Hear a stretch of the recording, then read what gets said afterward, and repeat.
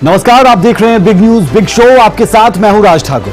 Big news big show में सबसे पहले बात होगी पीएम नरेंद्र मोदी के ब्राजील दौरे की, जहां रियो डी जेनेरियो में आयोजित ब्रिक्स सम्मेलन में हिस्सा लेने के बाद पीएम नरेंद्र मोदी अब ब्राजील की राजधानी ब्रासिलिया में, जहां ब्राजील के राष्ट्रपति लूला डी सिल्वा के साथ PM Narendra Modi trade, defence, energy, space technology, खेती और हेल्थ समेत कई मुद्दों पर द्विपक्षीय चर्चा कर रहे हैं और जाहिर तौर पर इसका लाभ आने वाले समय में दोनों देशों को मिलता नजर आएगा। लेकिन इस दौरे की महत्वपूर्ण बात यह कि पीएम नरेंद्र मोदी ने ब्रिक्स देशों के सामने आतंकवाद का मुद्दा जोर शोर से उठाया, जिसे ब्रिक्स देशों ने भी स्वीकार किया और यह माना कि आतंकवाद मानवता के लिए बड़ा खतरा है, जिसका समूल नाश एकमात्र उपाय है। भारत को ब्रिक्स देशों के मिले इस समर्थन का पाकिस्तान और चीन पर कितना प्रभाव पड़ेगा, आगे आप हमारी रिपोर्ट्स के जरिए वो भी देख पाएंगे। इसके बाद हमारी दूसरी खबर बिहार के पटना से रहने वाली है, जहां कारोबारी गोपाल खेमका हत्याकांड में पुलिस को बड़ी सफलता मिली है। पटना पुलिस ने इस हत्याकांड से जुड़े एक संदिग्ध का एनकाउंटर किया, साथ ही एक व्यापारी अशोक साव की गिरफ्तारी भी हुई और यह भी बताया जा रहा है कि इस हत्या का मास्टरमाइंड अशोक साव ही है। इसके बाद हमारी तीसरी खबर बिहार से ही, जहां पूर्णिया में अंधविश्वास के नाम पर मौत का ऐसा तांडव हुआ जिसे सुनकर आपके रोंगटे खड़े हो जाएंगे। इसके बाद चौथी खबर उत्तर प्रदेश के बलरामपुर से है, जहां धर्म परिवर्तन के आरोप में गिरफ्तार छांगूर बाबा के काले साम्राज्य का प्रशासन का पीला पंजा इस साम्राज्य पर चलता नजर आया। छांगूर बाबा पर आरोप ये कि उसने बड़ी संख्या में हिंदुओं का धर्म परिवर्तन करवाया था। आगे हम आपको अपनी रिपोर्ट के जरिए बताएंगे कैसे झांगूर बाबा ने धर्म परिवर्तन के लिए जातियों के आधार पर रेट कार्ड तक फिक्स कर रखा था। इसके बाद अगली खबर यूपी के मुजफ्फरनगर से, जहां एक कांवड़िये ने विशेष समुदाय के व्यक्ति पर थूकने का आरोप लगाया, जिसके बाद मामले की गंभीरता को देखते हुए आरोपी युवक को गिरफ्तार कर लिया गया। इसके बाद अगली खबर हरियाणा से रहेगी। एसवाईएल विवाद पर कल दिल्ली के श्रम शक्ति भवन में हरियाणा और पंजाब के मुख्यमंत्रियों की अहम बैठक होने जा रही है, लेकिन सवाल फिर वही कि क्या एसवाईएल की समस्या का कोई निदान निकलेगा या फिर ये राजनीति की भेंट एक मर्तबा फिर चढ़ जाएगा। हम आपको अपनी रिपोर्ट के जरिए बताएंगे कि अब तक एसवाईएल विवाद को लेकर क्या कुछ हो चुका है। तो चलिए शुरू करेंगे बिग न्यूज बिग शो का सफर और दिखाएंगे आपको ये तमाम खबरें जो सीधा जुड़ी है आपसे।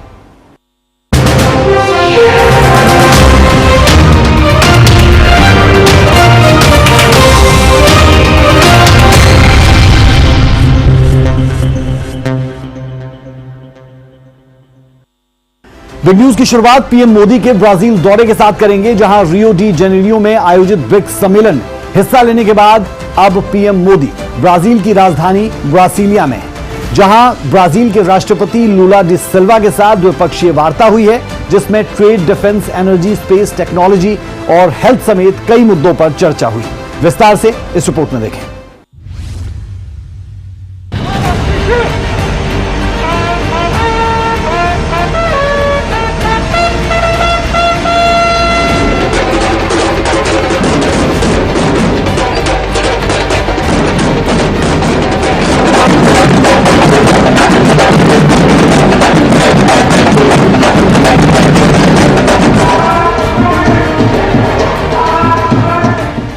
प्रधानमंत्री नरेंद्र मोदी ब्राजील की राजधानी ब्रासिलिया पहुंचे हैं, जहां पीएम मोदी का शिव तांडव और भारतीय सांस्कृतिक नृत्य से स्वागत किया गया।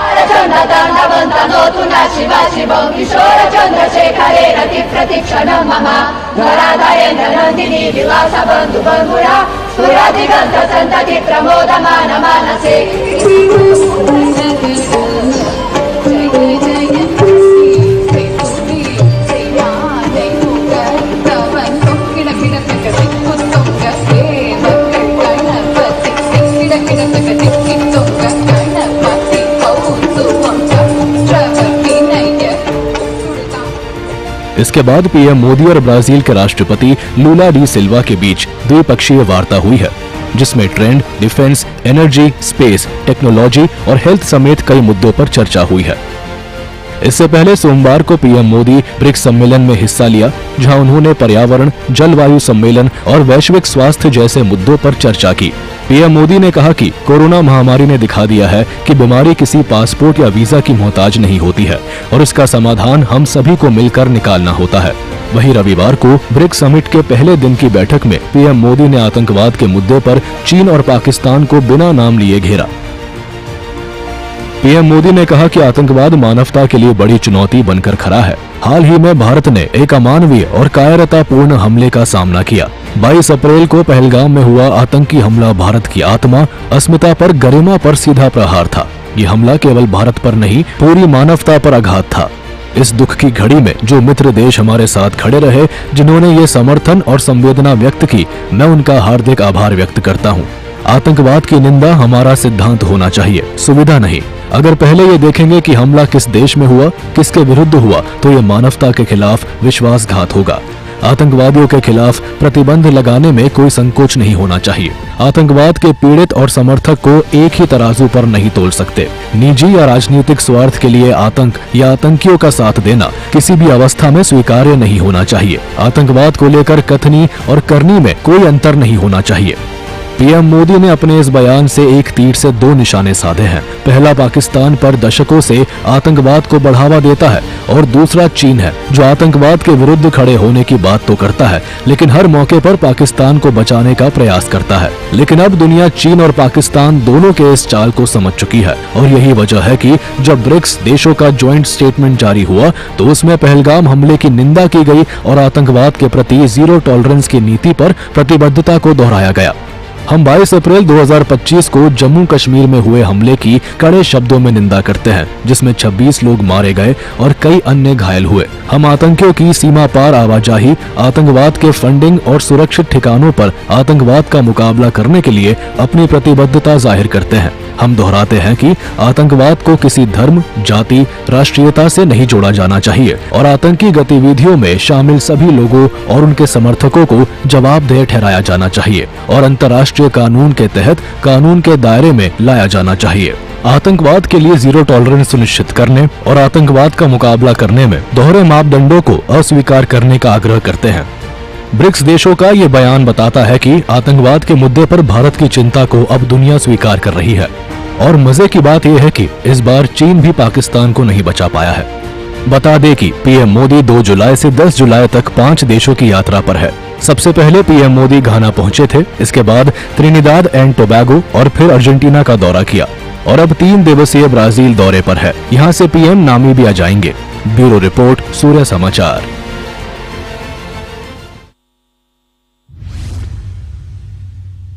अब खबर बिहार की राजधानी पटना से है, जहां कारोबारी गोपाल खेमका की हत्या के बाद राजनीति गर्मा गई है। इस बीच पुलिस का बड़ा एक्शन भी देखने को मिला है। पटना पुलिस ने इस हत्या से जुड़े एक संदिग्ध का एनकाउंटर किया और एक व्यापारी की गिरफ्तारी हुई, जिसे खेमका हत्याकांड का मास्टरमाइंड बताया जा रहा है।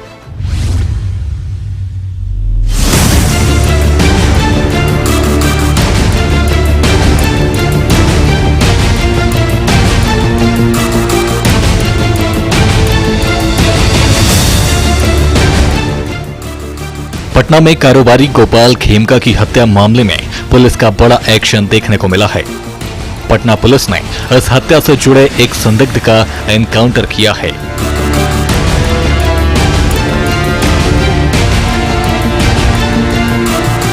बताया जा रहा है कि संदिग्ध व्यक्ति से पुलिस पूछताछ करने पहुंची थी, लेकिन उसने पुलिस पर गोली चला दी, जिसके बाद जवाबी कार्रवाई में संदिग्ध की मौत हो गई है। घटनास्थल से पुलिस को एक पिस्टल, गोली और खोखा बरामद हुआ है। पुलिस ने खेमका हत्याकांड के मास्टरमाइंड बिल्डर अशोक शाह को भी गिरफ्तार कर लिया है। बताया जा रहा है कि अशोक शाह ने कारोबारी रंजिश में खेमका की हत्या करवाई थी। इससे पहले पुलिस ने शूटर उमेश उर्फ विजय को भी गिरफ्तार कर लिया था, जिसे इस हत्या की सुपारी दी गई थी। बिहार में नीतीश कुमार को बदनाम करने के लिए एक षड्यंत्र रचा जा रहा है कि आतंक फैलाओ, अपराध करो और अपराध राजनीतिक संरक्षित अपराध ये कुछ लोग साजिश करके नीतीश कुमार को बदनाम करने के लिए कर रहे हैं, जिसका पर्दाफाश भी अब होने वाला है। एक गैंग के थ्रू, राजनीतिक गैंग के थ्रू ये सोची समझी बिहार के कई कोनों में इस ढंग का उपद्रव करके बिहार सरकार को बदनाम करने की कोशिश कर रहे हैं। और आज उछल उछल के लोग जा रहे थे उसके घर पर, अभी तक नहीं पकड़ाया है। और फिर कल से इन्हीं की आवाज खुलेगी कि अपराधी की हत्या नहीं बल्कि नागरिक की हत्या हो गई है, ये कहेंगे। बिहार की राजधानी पटना में हुई हत्या से प्रदेश की राजनीति गर्म है। विपक्ष लगातार सरकार को घेरने में जुटी है, तो वहीं सत्ता पक्ष का दावा है कि अपराधियों को किसी भी सूरत में बख्शा नहीं जाएगा। खेमका हत्याकांड में उमेश यादव और एक अन्य अपराधी की गिरफ्तारी हुई है। अभी एक अपराधी को, जिसने पुलिस बल पर हमला करने की कोशिश की, उसको भी पुलिस ने ढेर कर दिया है। कार्रवाइयां लगातार जारी हैं और चाहे जो लोग इसमें सवाल खड़े करने वाले लोग हैं, उनसे जनता जरूर पूछेगी कि उनकी भूमिका जिम्मेदार विपक्ष की अगर है तो निसंदेह ऐसी घटनाओं में पुलिस को इनपुट्स के जरिए वो सहयोग कर सकते हैं। केवल आरोप प्रत्यारोप करने से बिहार की राजनीति में कोई जगह नहीं बनने जा रही है। बिहार के नेता नीतीश कुमार जी लगातार हर घटना की मॉनिटरिंग कर रहे हैं और जिस मामले में उमेश यादव की भी गिरफ्तारी हुई है, उस घटना को भी सीधे तौर पर बिहार के मुख्यमंत्री नीतीश कुमार जी ही मॉनिटर कर रहे थे। लगातार अधिकारियों को निर्देश दिए जा रहे थे और बाकी भी पूरे षड्यंत्र का खुलासा बहुत जल्द सामने होगा। जो लोग खुद जंगल राज स्थापित करने वाली पार्टी के हों, जिनके राज्य में सरकार और अपराधियों का तालमेल रहता था, वो नीतीश कुमार जी को सीख देने की कोशिश न करें। ये एनडीए की सरकार है, नीतीश कुमार की सरकार है। ये अपराध और अपराधियों से कोई समझौता नहीं करती और उस पर बयानबाजी कर रहे हैं तेजस्वी यादव। आज तो अपराधी का इनकाउंटर भी हुआ है, गिरफ्तारी भी हुई है, लेकिन जिस तरह राहुल गांधी और तेजस्वी यादव बिहार के ऊपर हमला कर रहे हैं, बिहार को राहुल गांधी ने क्राइम कैपिटल कहा, ये बहुत दुर्भाग्यपूर्ण है, उनको माफी मांगनी चाहिए। बिहार में चुनाव से पहले बढ़ती आपराधिक घटनाएं कई सवाल खड़े कर रही हैं, जिस पर रोक लगाना सरकार की जिम्मेदारी है, क्योंकि चुनाव में विपक्ष इसे बड़ा मुद्दा बनाएगा। ब्यूरो रिपोर्ट, सूर्या समाचार। खबर बिहार के पूर्णिया से, जहां अंधविश्वास के जाल में फंसकर 5 लोगों को जिंदा जला दिया गया। और हैरानी की बात यह कि इंसानियत को शर्मसार करने वाली इस घटना से पहले बकायदा पंचायत बिठाई गई और इस दौरान भीड़ को उकसाया भी गया। घटना के बाद पुलिस ने मामले की जांच तुरंत प्रभाव से बिठाई है। इस मामले में क्या निकलेगा वो आने वाला समय बताएगा, लेकिन अंधविश्वास कैसे अभी भी हावी, ये साफ तौर पर देखा जा सकता है।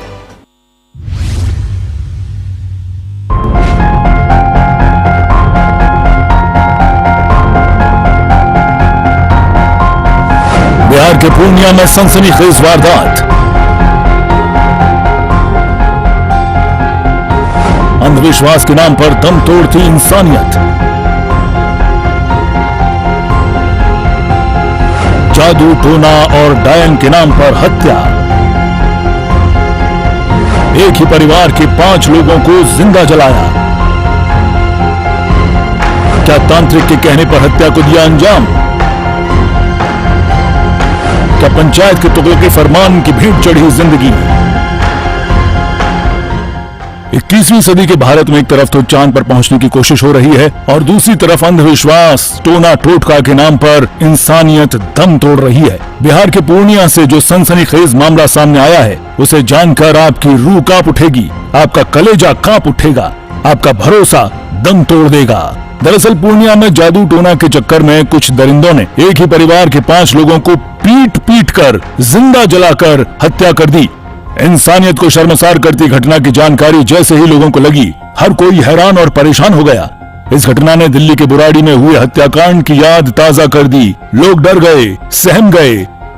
दरअसल बिहार के पूर्णिया जिले में डायन प्रथा के नाम पर मुफस्सिल थाना क्षेत्र के टेटगामा गांव में एक ही परिवार के 5 लोगों की हत्या कर दी गई, जिनमें 3 महिलाएं शामिल थीं। इस घटना में आरोपियों ने परिवार के सदस्यों को डायन बताकर पहले उनकी बेरहमी से पिटाई की और फिर जिंदा जला दिया और शव को एक पानी क्षेत्र में जल कुंभी के नीचे दबा दिया गया।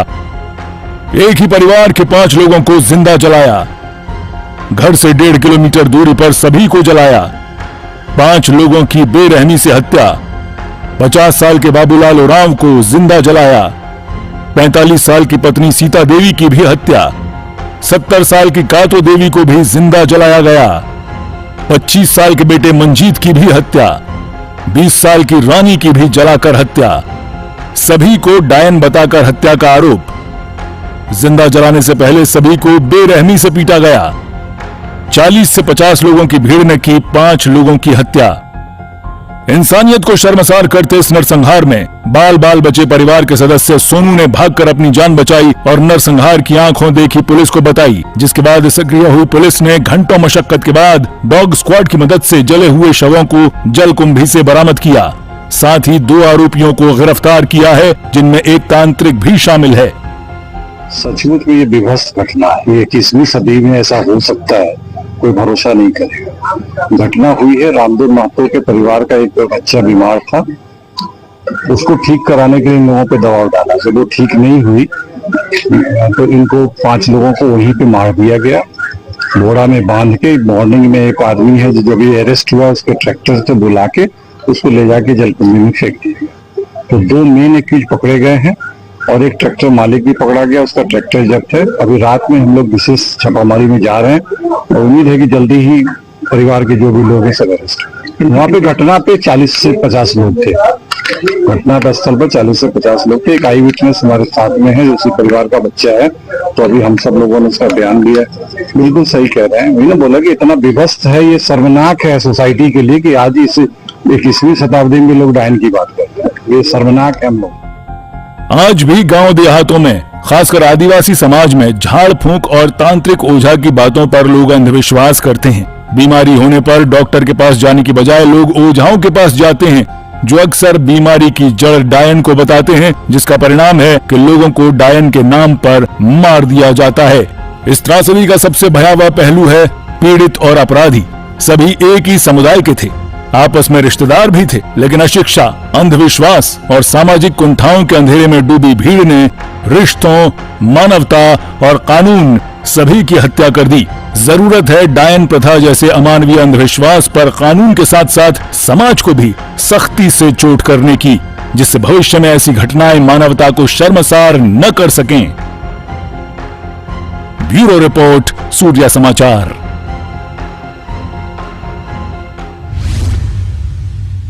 अब खबर यूपी से है, जहां धर्मांतरण का रैकेट चलाने के आरोप में गिरफ्तार जमालुद्दीन उर्फ झांगूर बाबा की कोठी पर बुलडोजर एक्शन हुआ।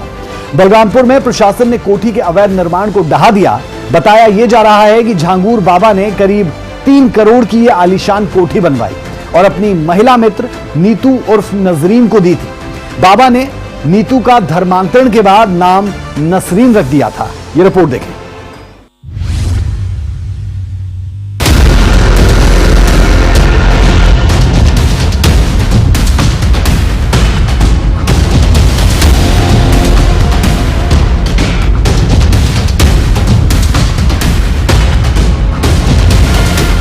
देश के सबसे बड़े सूबे यूपी में धर्मांतरण का ऐसा खेल खेला जा रहा था, जिसके खुलासे ने पूरे प्रदेश को हैरानी में डाल दिया है। इसमें लव जिहाद का एंगल है, विदेशी फंडिंग है, ब्रेन वॉश का आरोप है और धर्म के नाम पर धोखे वाली चाल है।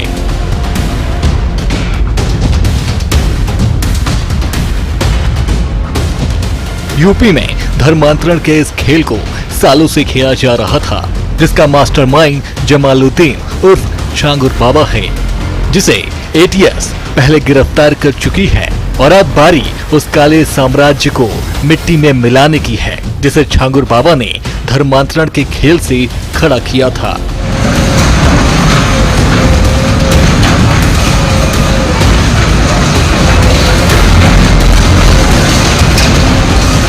यूपी के बलरामपुर में छांगुर बाबा के इस आलीशान कोठी को देखिए, जिसके बारे में एटीएस का दावा है कि यहीं से देश भर में धर्मांतरण का नेटवर्क चलाया जा रहा था। लेकिन अब छांगुर बाबा की इस कोठी पर अब प्रशासन ने पीला पंजा चला दिया है। बताया जा रहा है कि ये कोठी करीब 3 बीघे में 3 करोड़ की लागत से बनाई गई थी। प्रशासन का कहना है कि अवैध निर्माण को लेकर पहले भी कई बार नोटिस दिया गया था, लेकिन कोई जवाब नहीं मिला, लिहाजा बुलडोजर एक्शन हुआ है। छांगुर बाबा उर्फ जमालुद्दीन, जो अपने आप को हजरत जलालुद्दीन के रूप में, पीर बाबा के रूप में प्रोजेक्ट करता है, इसके द्वारा जनपद बलरामपुर के कस्बा उतरौला में एक कन्वर्जन के बड़े नेटवर्क चलाए जाने की बात प्रकाश में आई थी। इसकी जांच एसटीएफ द्वारा की गई और ये जानकारी हुई कि इस ग्रुप द्वारा इनके एजेंट्स प्रेम जाल में फंसाकर यंग लोगों का धर्मांतरण कराते हैं। इसके अलावा नाबालिग बच्चों का भी इस गैंग ने धर्मांतरण कराया। इस गैंग के 40 अकाउंट्स में विदेशों से 100 करोड़ से अधिक की धनराशि प्राप्त हुई, जिसका इस्तेमाल धर्मांतरण के लिए किया गया। धर्मांतरण के इस खेल पर यूपी के मुख्यमंत्री योगी आदित्यनाथ ने सोशल मीडिया पर लिखा, हमारी सरकार बहन बेटियों की गरिमा और सुरक्षा के प्रति पूर्णतः प्रतिबद्ध है। प्रारंभिक जांच में सामने आया है कि आरोपी जमालुद्दीन की गतिविधियां समाज विरोधी ही नहीं बल्कि राष्ट्र विरोधी भी हैं। उत्तर प्रदेश सरकार कानून व्यवस्था को लेकर किसी प्रकार की ढिलाई नहीं बरतेगी। आरोपी और उसके गिरोह से जुड़े सभी अपराधियों की संपत्तियां जब्त की जाएंगी और उन पर सख्त कानूनी कार्रवाई की जाएगी। राज्य में शांति, सौहार्द और महिलाओं की सुरक्षा को भंग करने वालों के लिए कोई स्थान नहीं है। उन्हें कानून के अनुसार ऐसी सजा दी जाएगी जो समाज के लिए एक उदाहरण बने। दरअसल धर्मांतरण के लिए जमालुद्दीन उर्फ छांगुर बाबा पर बेहद चौंकाने वाले खुलासे हुए हैं। छांगुर बाबा के निशाने पर हिंदू लड़कियां होती थीं। लड़कियों को बहलाकर धर्मांतरण कराया जाता था। लड़कियों को प्रेम जाल में फंसाया जाता था। धर्म परिवर्तन के लिए जाति के आधार पर रेट फिक्स होता था। ऊंची जाति की लड़कियों के धर्मांतरण पर 15 से 16 लाख रुपए दिए जाते थे। पिछड़ी जाति की लड़कियों के 10 से 12 लाख रुपए और अन्य दूसरी जाति के लड़कियों के धर्मांतरण पर 8 से 10 लाख रुपए दिए जाते थे। धर्मांतरण के रैकेट के लिए विदेशों से 100 करोड़ से ज्यादा की फंडिंग हुई थी। लेकिन अब बाबा की पोल पट्टी खुल चुकी है। शनिवार को एटीएस ने धर्मांतरण के आरोप में इनामी छांगुर बाबा को नीतू उर्फ नसरीन के साथ लखनऊ से गिरफ्तार किया था। ब्यूरो रिपोर्ट, सूर्य समाचार। अब खबर उत्तर प्रदेश के मुजफ्फरनगर से, जहां कांवड़ियों के एक आरोप से हंगामा खड़ा हो गया। कांवड़ियों ने आरोप लगाया कि एक विशेष समुदाय के युवक ने उसकी कांवड़ पर थूका है, जिसके बाद मामले की गंभीरता को देखते हुए और माहौल को देखते हुए पुलिस ने हरिद्वार से गंगाजल मंगवाकर कांवड़ यात्रा शुरू करवाई और आरोपी युवक की गिरफ्तारी भी कर ली गई।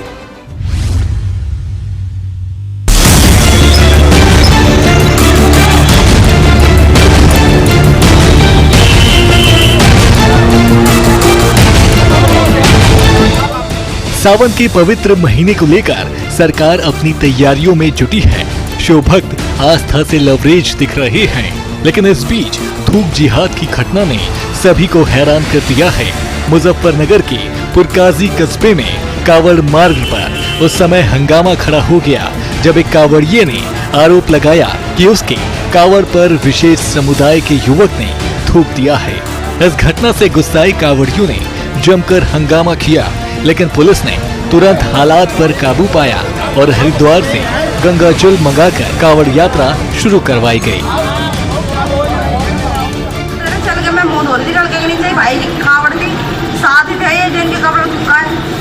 अच्छा, कितने लीटर की कावड़ थी आपकी? 101। फिर क्या हुआ? फिर वहाँ पे हमने बुलाया एक सर को, सर ने बोला कोई बात नहीं, चाय डाल के आगे चले जाओ लेकर। खंडित नहीं हुई कावड़, खंडित नहीं हुई, अपने दिल की सजा है, मतलब 36 बात बता दिया मैंने। वहीं पुलिस ने आरोपी को भी गिरफ्तार किया है। और विभिन्न धाराओं में मामला दर्ज कर लिया है। आज जनपद मुजफ्फरनगर के थाना पुरकाजी में एक महिला कावड़िया द्वारा अपनी कावड़ रख के विश्राम किया जा रहा था। उसी दौरान एक व्यक्ति द्वारा वहां पे उस कावड़ को थूक कर उसको खंडित करने की घटना पुलिस के संज्ञान में आई थी। पुलिस ने तुरंत मौके पे पहुंच के घटना का संज्ञान लिया और जो कावड़िए थे उनसे बातचीत करके, जो सिविल सोसाइटी के लोग हैं उनसे बातचीत करके और उनकी पुनः हरिद्वार से पवित्र कावड़ मंगवाई गई और उनको सुपुर्द की गई। पुलिस ने इस मामले में गंभीर धाराओं में मुकदमा पंजीकृत करते हुए अभियुक्त को गिरफ्तार किया है, जिसका नाम उस्मान पुत्र घसीटा निवासी पुरकाजी है। और इस मामले में विधिक कार्यवाही करते हुए पुलिस इस अभियुक्त को माननीय न्यायालय के समक्ष प्रस्तुत करेगी। पुलिस की इस कार्रवाई पर शिव भक्तों ने अपनी खुशी व्यक्त की है, लेकिन सवाल उठता है कि ऐसी मानसिकता का क्या किया जाए जो दूसरे की आस्था को ठेस पहुंचाकर खुश होते हैं। ब्यूरो रिपोर्ट, सूर्य समाचार। अब खबर हरियाणा से। खबर एसवाईएल विवाद को लेकर। दिल्ली में 9 जुलाई को इसे लेकर अहम बैठक होने जा रही है, जिसमें हरियाणा और पंजाब के मुख्यमंत्री शामिल होंगे। इस बैठक से पहले हरियाणा के मुख्यमंत्री नायब सैनी ने अधिकारियों के साथ बैठक की, जिसमें अगली रणनीति पर चर्चा हुई है।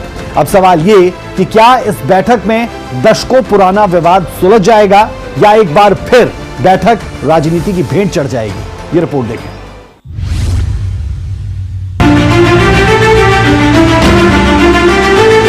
49 साल पुराने सतलुज यमुना लिंक यानी SYL विवाद को समाधान की दिशा में ले जाने का प्रयास शुरू हो गया है। केंद्रीय जल मंत्री CR पाटिल की अध्यक्षता में दिल्ली के श्रम शक्ति भवन में SYL की बैठक होगी, जिसमें हरियाणा और पंजाब के मुख्यमंत्री के साथ ही वरिष्ठ अधिकारी शिरकत करेंगे। आपको बता दें कि इस संयुक्त बैठक को लेकर मुख्यमंत्री नायब सिंह सैनी ने चंडीगढ़ में अपने सरकारी आवास पर वरिष्ठ अधिकारियों के साथ बैठक की और नहर निर्माण से जुड़ी कानूनी और तकनीकी पहलुओं की समीक्षा की। साथ ही अधिकारियों को निर्देश दिए कि सुप्रीम कोर्ट के आदेशों, अब तक हुई बैठकों और पंजाब के विरोध के तथ्यों को समेटते हुए ठोस दस्तावेज तैयार किए जाए, जिससे केंद्र सरकार की अगुवाई में होने वाली बातचीत में हरियाणा की स्थिति स्पष्ट और मजबूत रखी जा सके। आपको बता दें कि ये बैठक सुप्रीम कोर्ट के उस निर्देश के तहत हो रही है, जिसमें केंद्र सरकार को दोनों राज्यों के बीच मध्यस्थता की जिम्मेदारी सौंपी गई थी। अब यहाँ ये जानना भी जरूरी है कि आखिर कब से दोनों राज्यों के बीच जल विवाद शुरू हुआ था। 1 नवंबर 1966 को हरियाणा अलग राज्य बना, लेकिन पंजाब और हरियाणा के बीच पानी को लेकर विवाद बना रहा। विवाद खत्म करने के लिए केंद्र ने अधिसूचना जारी कर हरियाणा को 3.5 MAF पानी आवंटित किया। 1976 में हुई थी SYL परियोजना की शुरुआत। SYL का निर्माण 1982 में पंजाब और हरियाणा के बीच जल समझौते के तहत शुरू हुआ। 214 किलोमीटर लंबी नहर में से 92 किलोमीटर हरियाणा ने समय पर पूरी कर ली, लेकिन पंजाब ने बीच में ही काम रोक दिया और पंजाब में बने हिस्से को भी बांट दिया। 2004 में पंजाब विधानसभा ने समझौते को समाप्त करने वाला कानून पास किया। 2004 के पंजाब के इस कानून को 2016 में सुप्रीम कोर्ट ने खारिज कर दिया।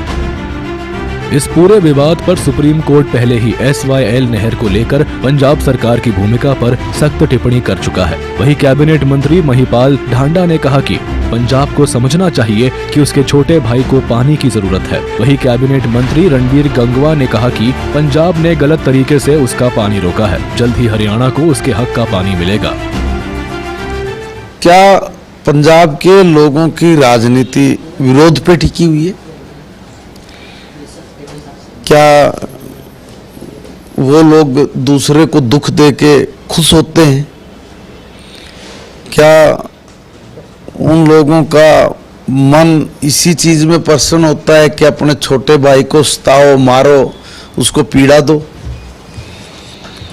जब सारा देश, सारी न्यायालय तक भी ये कह रही है कि भाई ये पानी हरियाणा का है और उसको दो, तो अपनी राजनीति बचाने के लिए वो क्यों ऐसा काम करते हैं कि जिससे करोड़ों लोगों का दिल आहत होता हो?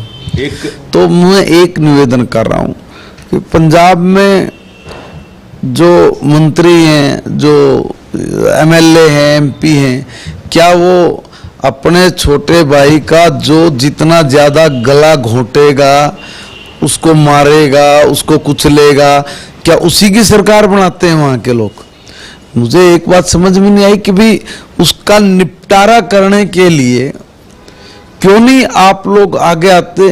और मैं समझता हूँ कि जल्दी ही सेंट्रल गवर्नमेंट इंटरवेंशन करके और हरियाणा का हक हरियाणा को मिलेगा। जो पंजाब सरकार है गलत तरीके से उसको रोकने का काम कर रही है।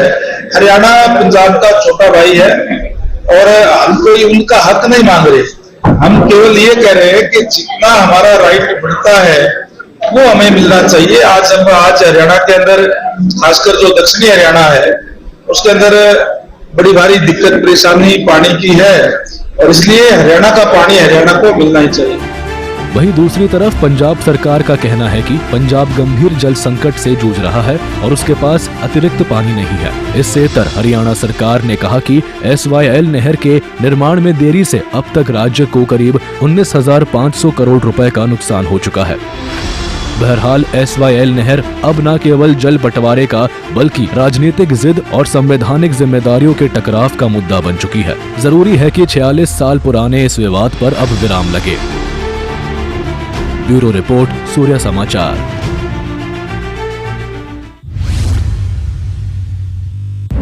तो बिग न्यूज बिग शो में दिखाई हमने आपको वो तमाम खबरें जो सीधा जुड़ी है आपसे, जिसका सीधा असर आपके जीवन पर। अभी के लिए बिग न्यूज बिग शो में इतना ही। मुझे और मेरी पूरी टीम को दीजिए इजाजत। खबरों का सिलसिला सूर्य समाचार पर बदस्तूर जारी है। नमस्कार।